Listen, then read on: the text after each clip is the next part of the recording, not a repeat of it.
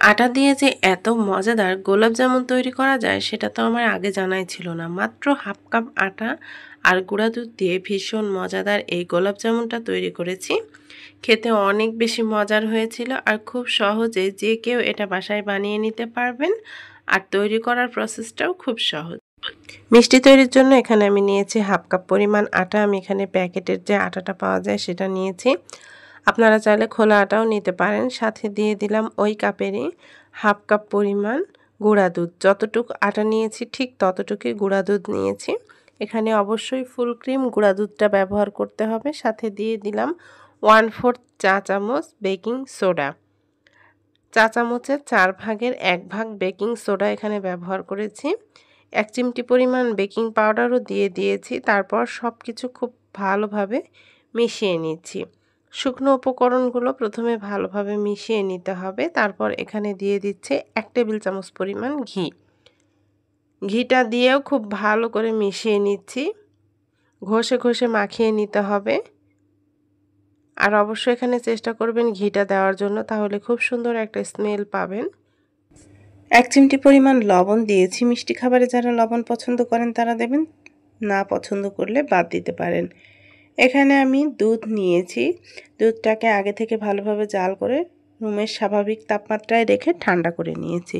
তারপর অল্প অল্প দুধ দিয়ে একটা স্টিকি ডো তৈরি করে নেব। এখানে খুব বেশি শক্ত আর একেবারে নরম ডো তৈরি করা যাবে না, একটু স্টিকি ডো তৈরি করে নিতে হবে। এখানে আমার 4 থেকে 5 টেবিল চামচ পরিমাণ দুধ লেগেছে। তারপর এটাকে আমি 5 মিনিটের জন্য রেস্টে রেখে দেব। 5 মিনিট পর আমি ডোটাকে আরেকটু মাখিয়ে নিচ্ছি। তারপর হাতে তেল লাগিয়ে আমি মিষ্টির শেপ দিয়ে নেব। আপনারা আপনাদের পছন্দ মতো ছোট বা বড় করে মিষ্টিগুলো বানিয়ে নিতে পারেন। এই তো এভাবে করে মিষ্টিগুলো বানিয়ে নিচ্ছি। আর চেষ্টা করবেন একটু স্মুথ করে আর সবগুলো এক সাইজ করে বানাতে, তাহলে মিষ্টিটা তৈরি হওয়ার পর দেখতে ভালো লাগবে। এই তো এভাবে করে সবগুলো বানিয়ে নিচ্ছি। আর সবগুলো ভাজার আগে আমি আরও একবার খুব ভালোভাবে গোল করে নিচ্ছি।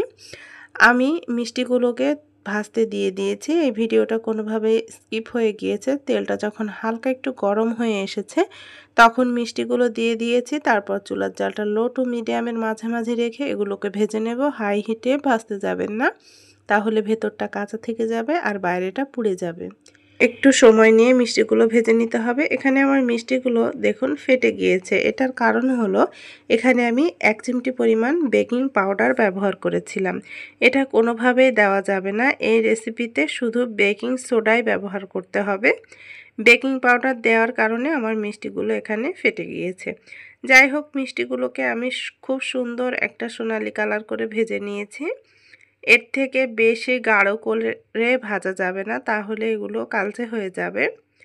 এই তো সবগুলোকে আমি খুব ভালোভাবে ভেজে তারপর মিষ্টিগুলোকে হালকা একটু ঠান্ডা করে নেব।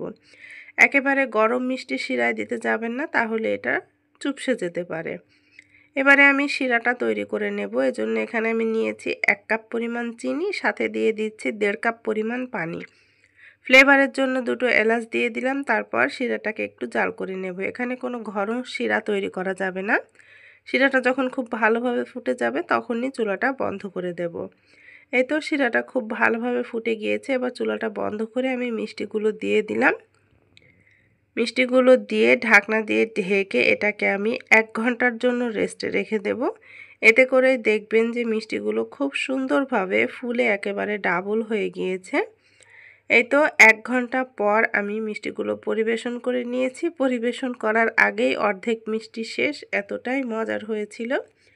দেখতে যেমন হোক, খেতে কিন্তু অনেক বেশি মজার হয়। আপনারা চাইলে বাসায় খুব সহজে আটা দিয়ে ঝটপট এই গোলাপ জামুন মিষ্টিটা বানিয়ে নিতে পারেন। আশা করছি বাসার ছোট থেকে বড় সবাই অনেক বেশি পছন্দ করবে।